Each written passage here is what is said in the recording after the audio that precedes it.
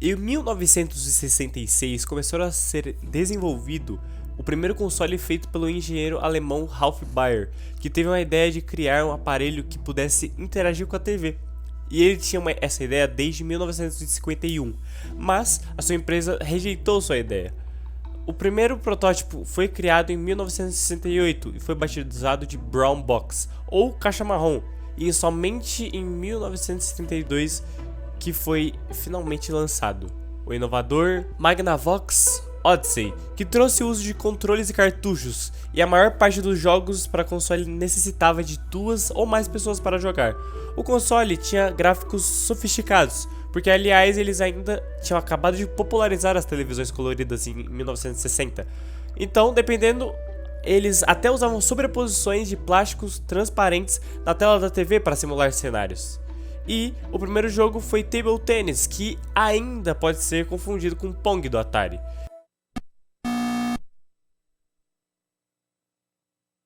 Se avançarmos bem no tempo, mais ou menos em 1994, com o primeiro console a fornecer gráficos 3D poligonais, com a renderização mais parecida com o que temos hoje, foi o PlayStation da Sony, com o jogo Battle Arena Toshiden, e depois títulos populares como Tekken e Final Fantasy VII. Outro console importante nessa transição foi o Sega Saturn, também lançado em 94, e o Nintendo 64, que foi lançado em 1996, que trouxe o famoso Super Mario 64. E esse jogo revolucionou o uso de gráficos 3D, apresentando uma jogabilidade em um ambiente totalmente tridimensional, o que influenciou diretamente a criação de jogos 3D nos anos seguintes. Em 2000 tivemos os principais consoles como PlayStation 2, Xbox, Nintendo GameCube e Dreamcast, e os seus marcos foram: do PlayStation 2, é o console mais vendido de todos os tempos, com jogos como GTA San Andreas, Metal Gear Solid 2 e Shadow of the Colossus. Ele trouxe gráficos 3D avançados e reprodução de DVDs. Por parte da Xbox, foi quando a gigante Microsoft entrou na indústria com o Xbox, que introduziu o Halo, Combat Evolved e a rede online Xbox Live, e uma das principais plataformas online para console. O Nintendo GameCube, apesar de vender menos que o PlayStation 2, teve clássicos como Super Smash Bros. E The Legend of Zelda Wind Waker. Na nossa sétima geração de consoles, que é a geração do Xbox 360, PlayStation 3 e Nintendo Wii, tivemos coisas como: no lado da Xbox, consolidou seu Xbox Live com multiplayer online aprimorado e sistema de conquistas.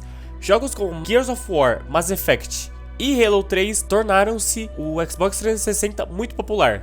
No lado da PlayStation, introduziu-se o Blu-ray e os jogos de alta definição.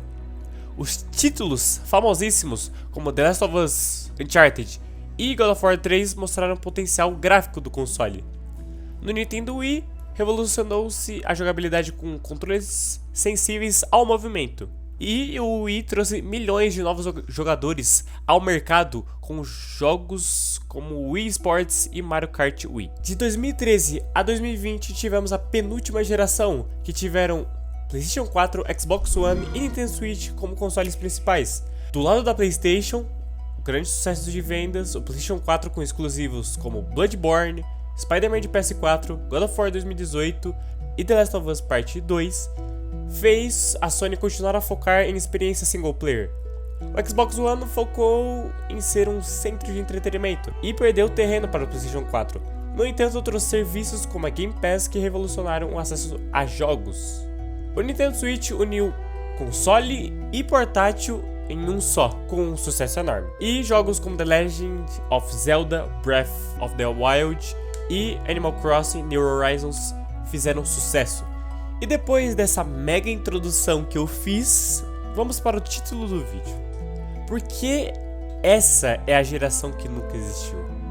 Muitas pessoas tiveram a sensação que essa geração nem começou. E dependendo, essa geração já está com os seus dias contados. E eu sei que as pessoas talvez irão contar que o Nintendo Switch é dessa geração, mas eu não acho, pois com vazamentos do Nintendo Switch 2 está previsto para ele vir até o final de 2025. A Microsoft planeja lançar um console de nova geração no final de 2026, pelo menos um ano antes da chegada do PlayStation 6, repetindo a estratégia da empresa quando decidiu lançar o Xbox 360 em novembro de 2005, enquanto o PlayStation 3 chegou apenas em novembro de 2006. E essa geração, ela não foi tão impactante quanto as outras, que tiveram jogos e marcos importantes para a história dos consoles. Ela só tá aqui para dizer que está aqui, porque ela não teve muitos jogos realmente incríveis. Por exemplo, se liga no que a PlayStation teve de jogos exclusivos nos seus 4 anos.